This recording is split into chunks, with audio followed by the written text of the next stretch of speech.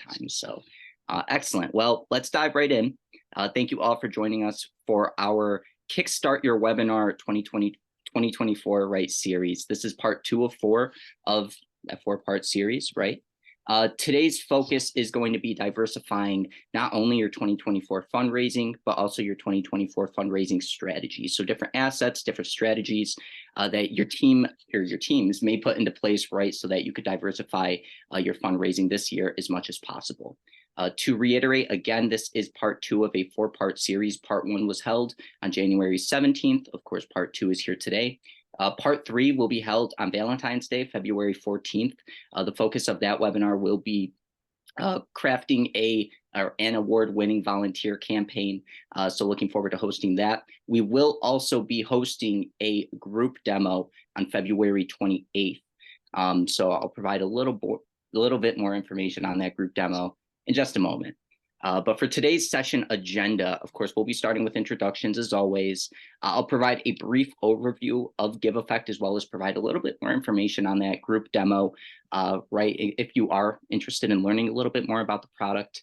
And then the meat of our session, right, the 5 ways in which nonprofits can diversify their fundraising, not only this year, right, but in general. And just to review each of the items that we will be reviewing as we progress through the session, right? We'll start with monthly giving and recurring and pledge donors. From there, we'll move into peer-to-peer and team fundraising. Third, we'll cover major gifts with a focus on non-cash assets. From there, we'll move into auctions and we'll close with personalized appeals, right? And the power of being able to track the performance of your personalized appeals. And then as always, we'll be closing today's webinar with a brief Q&A session. So really excited to dive right in with your teams. To introduce myself, right, we know where I'm from. I'm from upstate New York, but my name is Lorenzo Sibilia. I'm one of the senior members of our client success team here at GiveEffect. I currently also serve as an account manager. In that capacity, I've worked with hundreds of nonprofits during the course of my tenure here with GiveEffect. And prior to coming to GiveEffect, I served as an AmeriCorps Vista Fellow with the Boys and Girls Clubs of the capital area in Albany, New York. So upstate New York through and through. But that's a little bit about me, a little bit about my nonprofit experience. Now a little bit about GiveEffect, right? GiveEffect is an all-in-one nonprofit platform. All right, you'll see the different sub-functions that we host within GiveEffect here. This is by no means an exhaustive list, but GiveEffect users have the ability to host donation processing, event and fundraising, not even fundraising event or initiative, but just general event or initiative hosting through the platform, a general relationship database, volunteer management modules, right? General organization and nonprofit management tools, membership management, mass marketing and communications, grant management, smart automation, right? The cherry on top, as well as web hosting, right? So again, that is by no means an exhaustive list. The focus of today's webinar is going to be, of course, diversifying your fundraising, not necessarily looking through the context of GiveEffect. We'll be more so speaking broadly as the different ways your teams can diversify your fundraising. Again, if you are interested in learning more about GiveEffect, learning more about this product, I really do encourage your teams to join us on February 28th for that group demo, okay? And we'll have a sign-up opportunity for that as we progress. So ultimately, why is it important to diversify your funding, right, in 2024? But again, this is broadly speaking, right? It's always a good time, or it's never a bad time, I should say, for your team to be able to strategize, right, strategize regarding your different funding revenues and your different funding strategies. So overall in 2023, right, there was an outright decline in new donors, total donations, as well as donor retention. All right. A lot of that has to do with inflation, as I'm sure we're all aware. Inflation was a big economic topic in 2023. But as the year progressed, right, as we moved towards the end of 2023 into the top of 2024, inflation started to cool a little bit, right? So with this cooling of inflation, this serves as a wonderful opportunity for your teams to begin to reevaluate your funding strategies, right, and to reevaluate the different assets that you could accept as donations, right, and as general contributions. So, of course, diversified revenue mitigates your risk of loss. So the more diversified your funding streams, right, and the more diversified your revenue streams, if one of those buckets dries up, right, it's not as much risk for your organization because you do have other buckets in which you are funding through. All right, so diversification, incredibly important, and we'll go over just why through the course of this webinar. So common barriers to diversification, right? Of course, starting with internal factors, we're all not strangers, right, to the nature of this sector, the nature of nonprofit work, of course, right? If we could add 25 hours, or I shouldn't say add 25 hours, but if we could add an extra hour to every single day, I'm sure a lot of us could. If we could add an extra piece of manpower to our teams, right, whether paid or volunteer, I'm sure a lot of us could or would, right?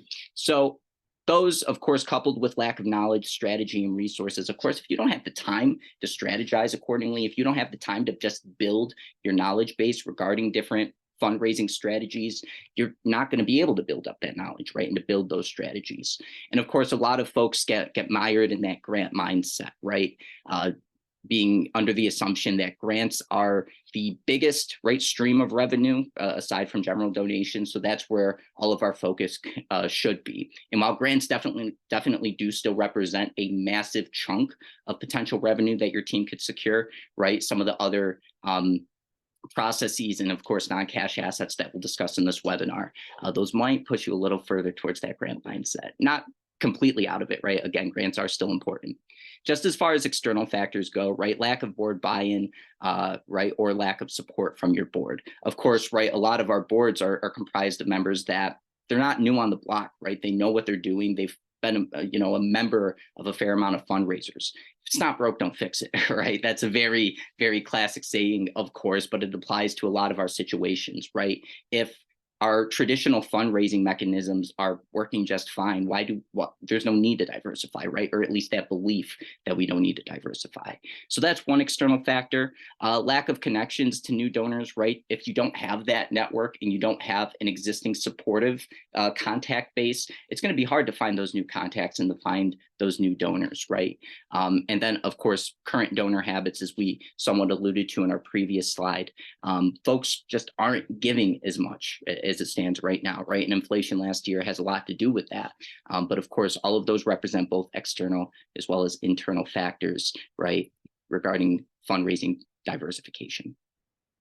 So getting started with our first strategy here that your team can utilize in order to increase fundraising revenue and diversification, right?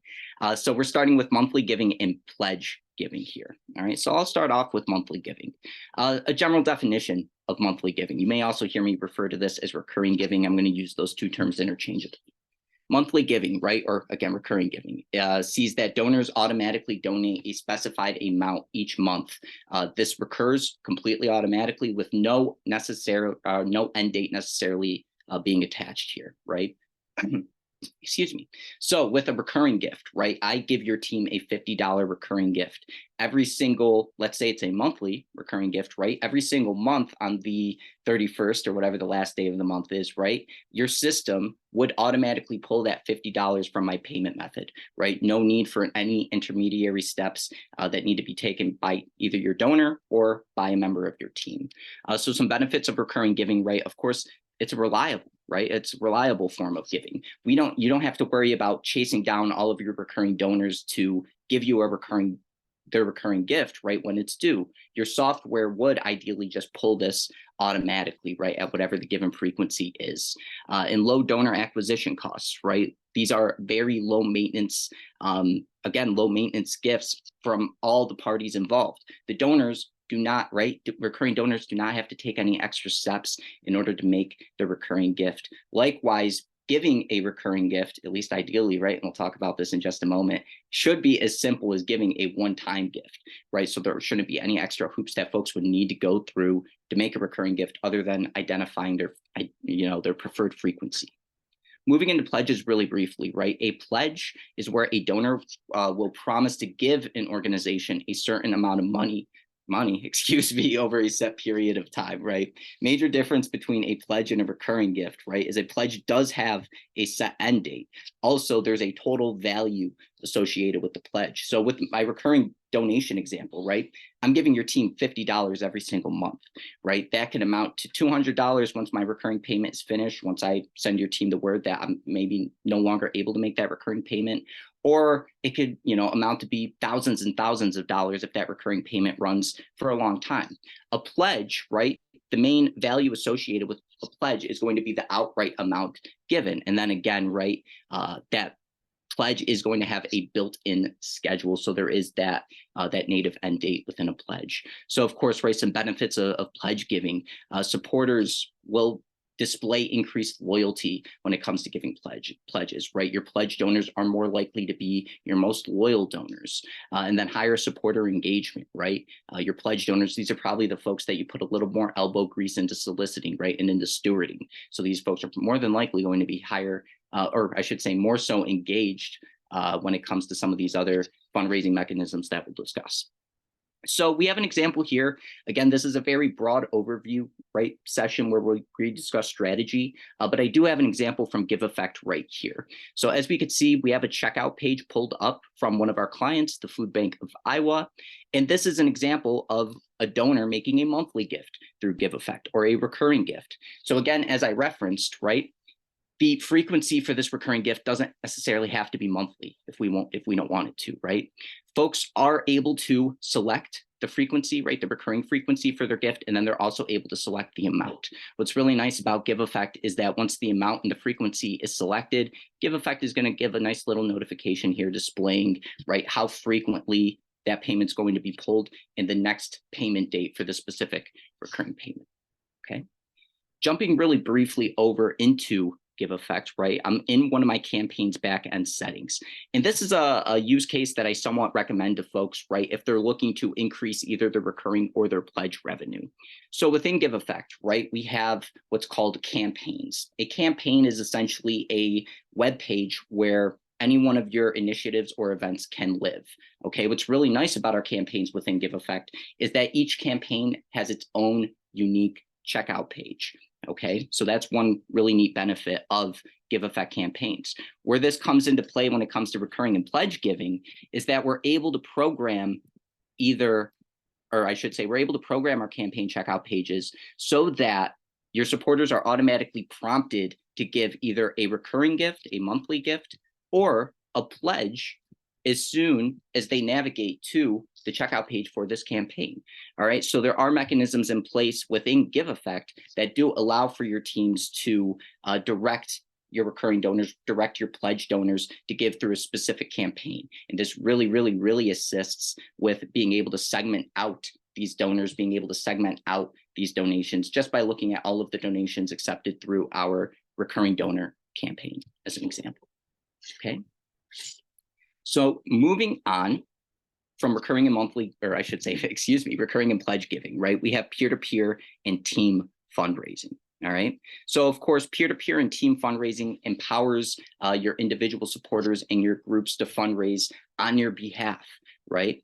Peer-to-peer fundraising can specifically be for individuals, whereas groups can utilize team fundraising, all right? I really, when it comes to diversifying your fundraising, this is a really, peer-to-peer fundraising is a really, really unique element that you could utilize because this is what I like to refer to it as doing. It increases your fundraising reach as an example. So at the top of the webinar, right, when I, asked you folks where you were, where you're coming from all over the country, right? I'm in upstate New York. So let's say, for example, we have that our one joiner from Dallas, right? Let's say you create a peer-to-peer fundraising campaign, right? I somehow get access to that campaign page. I go ahead and I create a peer-to-peer fundraising page off of your campaign, off of your event, your initiative. In creating that campaign page, I'm going to be able to fundraise on your behalf. Now, typically, right, when your teams utilize peer-to-peer fundraising, you might not be looking at a super varied geographical area, right? In that Dallas example again, right? When you create a peer-to-peer fundraising campaign, you may probably, right? Most of your peer-to-peer fundraisers are probably going to be coming from the Dallas area, right? In this example, in me creating this peer-to-peer fundraising page on your or through your campaign, I'm going to be reaching out to my friends, my family that all live in upstate New York. That by its very nature, right, is going to increase your fundraising reach and increase your fundraising footprint. All right. That's just one example but peer-to-peer and team fundraising could absolutely be used to increase your reach, increase your footprint, and also to get that free promotion, right? That free advertising. I'm going to go ahead, tell all my friends and family to give through my participant fundraising page. Then from there, maybe my brother gets interested in creating his own participant fundraising page. And then maybe, you know, I say, oh, you're not going to raise nearly as much as I am. And then we get that gamification aspect, right? So definitely a mechanism that your team should at least brainstorm, right, utilizing if you're not already utilizing, right, peer-to-peer and team fundraising. So some benefits, right, ultimately these fundraisers save your staff time. I'm fundraising on your behalf. Your supporters are fundraising on your behalf. That's time that your team doesn't really have to utilize, right, in order to chase donors down, in order to push folks, right, to or towards your campaign, to promote your campaign. And of course, you're also able to fundraise much more efficiently because, right, less time needed to directly fundraise and to directly solicit those donations through your campaign. Okay, and of course, some additional benefits, right? These types of fundraisers allow for your teams to further engage existing donors as well as to attract new donors, right? Just like that example that I just provided. And then also, right, there is power in numbers, right? Being able to leverage your supporter base, being able to leverage your donors, your contacts, right? Your friends, power in numbers, right? Just being able to increase the sheer reach of your campaign. Okay, so moving on, we have some examples, some front-facing client examples right here. So we could see one of my clients, Special Olympics of Rhode Island. We have an example of one of their penguin plunges here, specifically their 47th penguin plunge. Now, while this is an example of a team fundraising campaign, all of our fundraising campaigns within Give Effect are capable of having this nice little progress bar as well as a specified goal. So what's nice here, Special Olympics Rhode Island, they had a goal of $100,000. They smashed that, right? They ended up raising close to 105. So again, all of our fundraising campaigns within Give Effect do have the capability to house that progress bar, but not all of our campaigns have the ability to house teams, right? And to house team fundraising participants, right? So we could see here, these are some of just 4 examples, right, of the different teams that signed up through Special Olympics Rhode Island's 47th penguin plunge, right? Now, moving on, I'm going to jump back into Give Effect, and I have an example of a team fundraising page right here, right? My Combine for Life. So this specific campaign, I programmed it not to have a goal, right? Not to have that progress bar. So users do have the choice within Give Effect whether or not they want that goal to be displayed. We could see I have 13 teams currently signed up. And what's really nice about Give Effect peer-to-peer and team fundraising campaigns is that as a donor, if I want to give to this campaign, I have the option to give to one of the teams that have already signed up through this campaign. I have the option to give to one of the individual participants, or if I don't know any of these people and I just want to give to the campaign, I could do that too. If I scroll down a little bit on the campaign page, what's really nice about our team and participant fundraisers is that each team and participant is going to have a fundraising page created off of this campaign page as soon as they register, right? So as I was referencing before, if I create that fundraising page off of our Dallas, Texas fundraising campaign, right, I'm going to be able to have that page circulate accordingly with my folks. What's also nice here, and this is an example of what one of those pages looks like, right? So we have the fundraising page for the Rebels.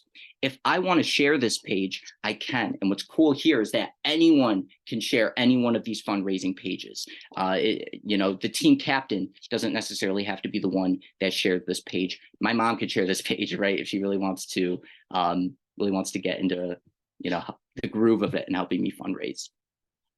So moving on, major gifts and non-cash assets. Okay, so major gifts are typically the largest donations from a single source that an organization would receive over the course of the year, right? So 90% of all fundraising dollars come from just 12% of donors, right? That sounds crazy, but if you really think about it, it makes sense, right? Those 12% of donors, those are probably the folks that are in your ear all the time, right? About upcoming events, upcoming initiatives. Those are probably the folks that notice typos on your communications, right? Before you could even proofread them, those types of things, right? So the folks that are most engaged are giving us the most money. that's not that crazy, right? So who are our major donors? Typically, they tend to be wealthy, right? High net worth, high in non-cash asset valuations, right? They have a lot of assets that aren't necessarily cash, but these are also folks, more importantly than wealthy. They want to make an impact. They want their assets and what they own to be able to make an impact and do good, right? Do good things.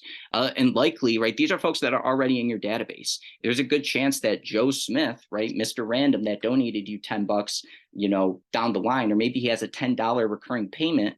It would be worth shaking that tree, right? Hey, Joe, we noticed that, you have a recurring payment with us. Have you ever thought about, leaving a bequest? Have you ever thought about donating real estate, right? Things of that nature. And both of those tie into this next piece, right? Non-cash assets.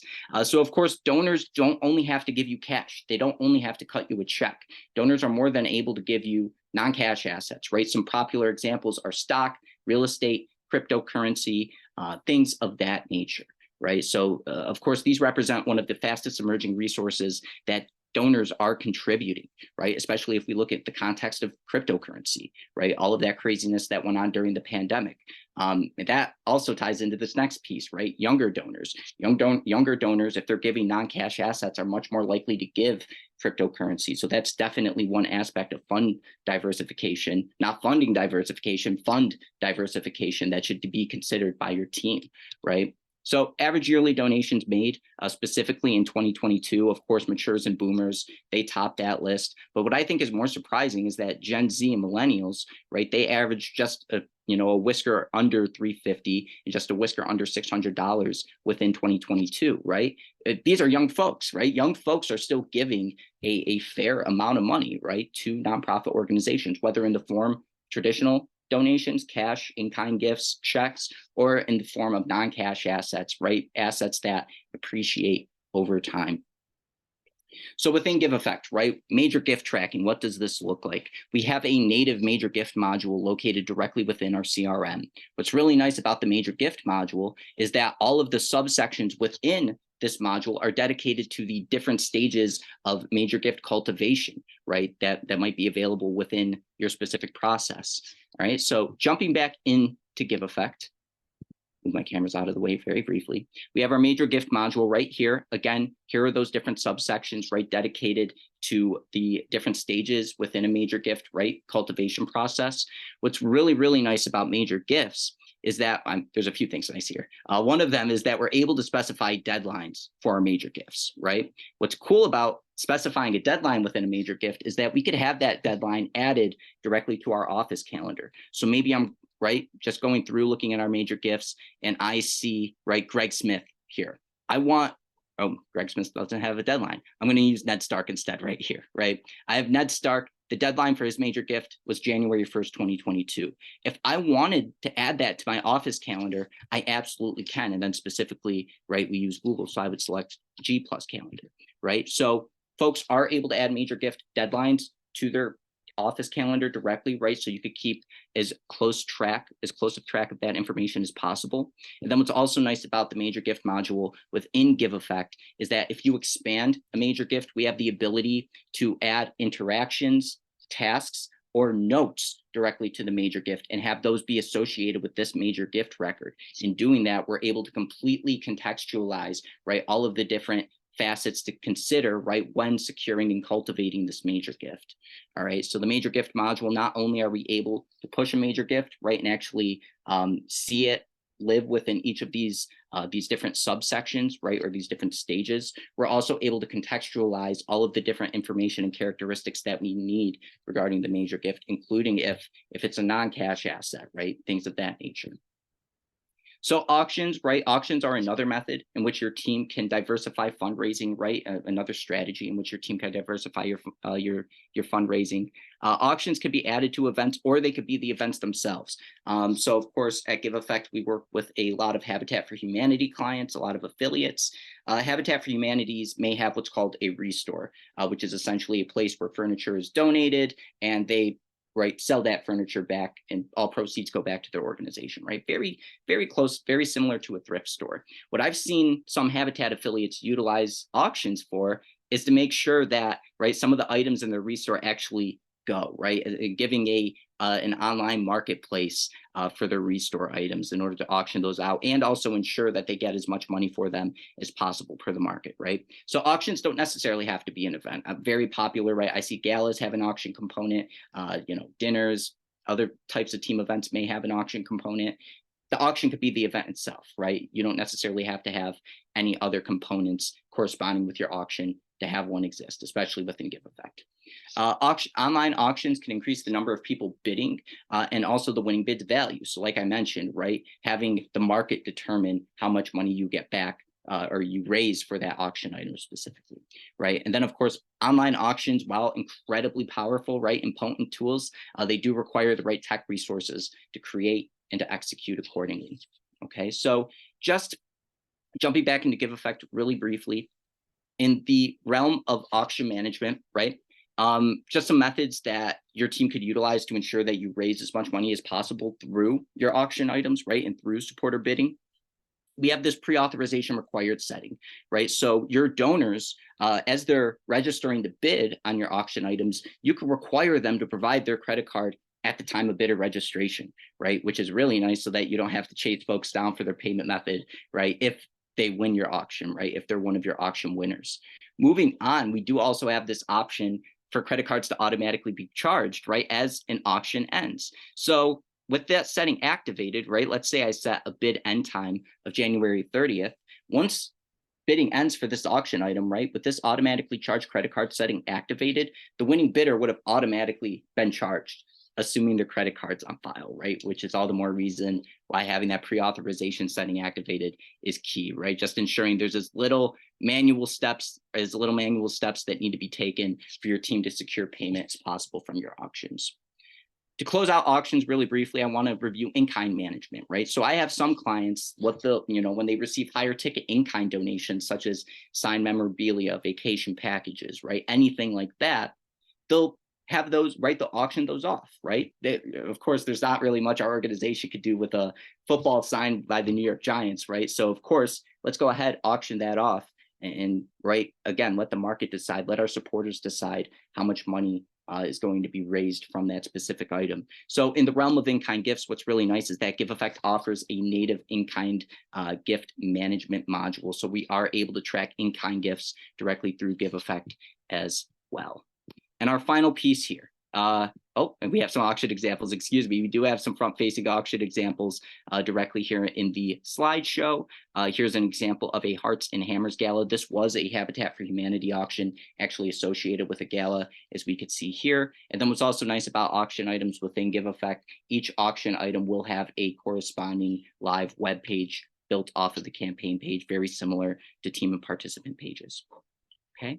In closing out here, personalized appeals. So of course, personalized appeals, whether they be email appeals, letter mail appeals, these can strengthen your supporter experiences, right? By, identifying and sending the right content to the right individuals at the right time. So of course, right, personalization is also, or I should say automated personalization is a big piece of that, right? Being able to ensure that your technology personalizes these communications on your behalf rather than, right, having to dedicate the manual time to your organization, right? Meaning to personalize manually, right? So we have an example here, again, right, of a email communication crafted through Give Effect and how this donate now option right down here leads directly to one of our native Give Effect checkout pages, right? So we do have that ability to send our appeals, accept our donations, all completely within Give Effect. And to close this out here, I'll just walk through this flow really quickly. So here's my email, right? I have a nice little email campaign set up here within Give Effect. Hello, contact first name. We want to thank you for your continued partnership, which has seen you contribute over X amount of money in support of our organization. Click below to make a contribution today. What's nice about Give Effect is that we have what are called replacement variables. These ensure that your communications are personalized regardless of how many folks are receiving them. What's really nice here, of course, we have our generic, right, contact replacement variables. We also have replacement variables dedicated to suggested giving amounts as well as volunteer summary and giving summary information. All right, so when I'm prompted, right, when I receive this email, it'll say, hello, Lorenzo. Thank you so much, right, for your continued partnership, which is seeing you give over and that this is going to be the amount that I've given. GiveEffect is automatically going to read my donor profile, determine the outright lifetime amount I've given your organization, and it's going to include that value right there. Very briefly, we do also offer a native AI writer directly within GiveEffect that's located right from this AI writer side tab. And you don't have to be a prompt engineer wizard, right? Prompt engineering wizard. We do give you a guided prompt management device right here. Moving on, right? If I go ahead and click this give button, it's going to bring me to a checkout page, right? One of our native checkout pages within GiveEffect. What's really nice about this checkout page, you'll notice here, it just lives at give.giveeffect.org, right? At least before I click into it and see the end string, you'll notice that end string there, right? Appeal code 12345. This is really nice because I put that appeal code in there. In doing that, every single donation that comes through this specific checkout page, right, the checkout page containing this appeal code string at the end, they're all going to be tagged, right? The ensuing donation records are going to be tagged with that appeal code. So what I could do after the fact is I could run an advanced search query directly within GiveEffect, query all of the gifts containing that appeal code, and using this query, I'm able to determine how many gifts were secured specifically through this give button, right? How many gifts were secured through this email campaign? I currently see only 2 gifts, right? So I probably have to set my game up in promoting giving right through that campaign. Okay, so just in a very brief example of all of the different ways in which we could personalize appeals through GiveEffect and then track the actual performance of those appeals so that maybe we need to diversify, right, our appeal strategy. Okay, so just some major takeaways. Of course, there are different ways, or a lot of different ways in which we could diversify our fundraising in 2024. Of course, pay special attention to not only diversifying your fundraising strategies, but also diversifying the funds that you accept as donations, right? Whether they be stocks, cryptocurrency, real estate, in-kind gifts, whatever the case may be. And be sure to join us for our next webinar, which will be occurring on Valentine's Day, Wednesday, February 14th.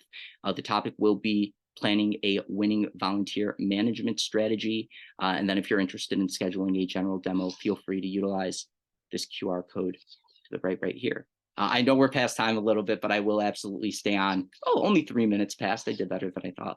I will absolutely stay on for questions. If anyone has them, feel free to drop them in the Q&A section or in the chat window directly. All ears.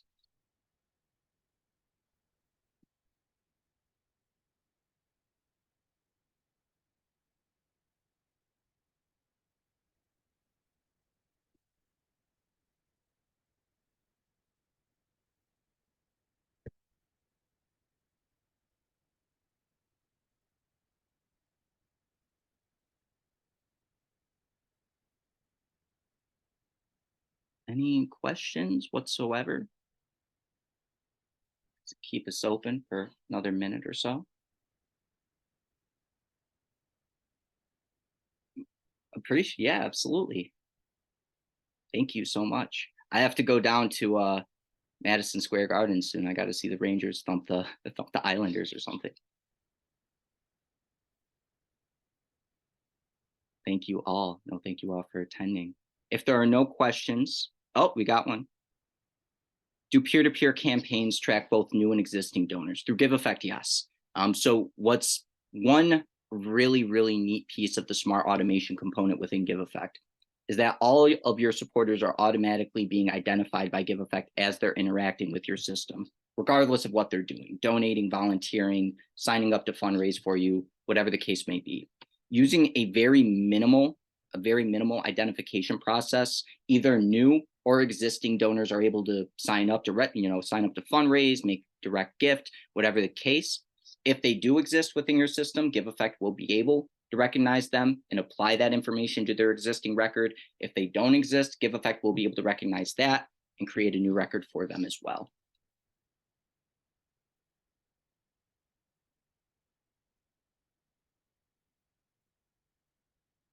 Leave the cars at home. I would never drive in New York City. Personally. Platforms similar to GiveEffect. To be transparent, right? I really couldn't tell you.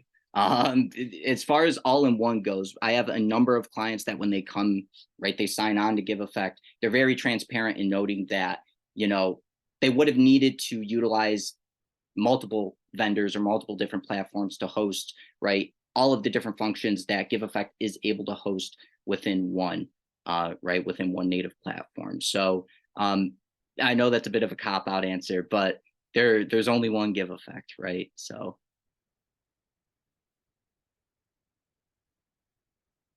yeah, specifically for real estate, we do have a planned giving module in the works, specifically within Give Effect. I don't have any timelines regarding when that would be implemented.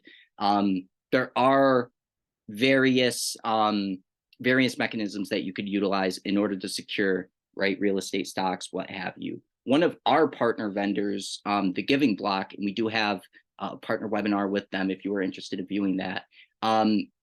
Through our integration with them, folks are able to accept cryptocurrency donations directly through Give Effect without any, extra steps. I know that's crypto, not necessarily real estate, but that's just one thing to consider, right?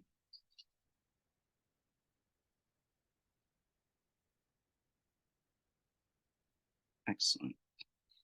Questions before we hop off here?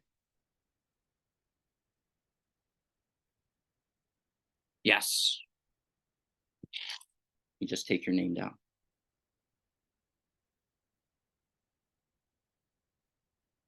Got you, Giselle.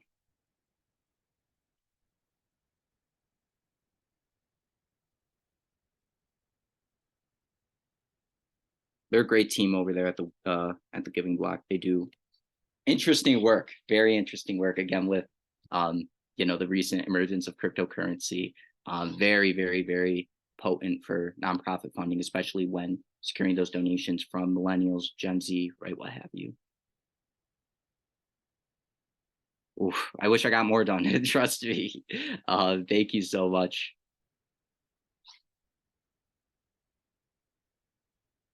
Oh, and Giselle, if you're still on, I do see you there. Here we have. Oh, my apologies. That's the wrong. Copied the wrong link there. There we go.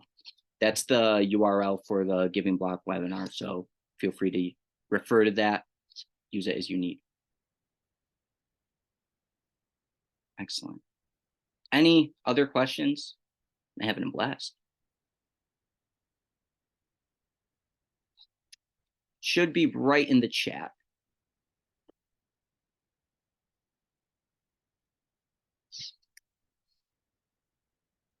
Just popped it in one more time for you.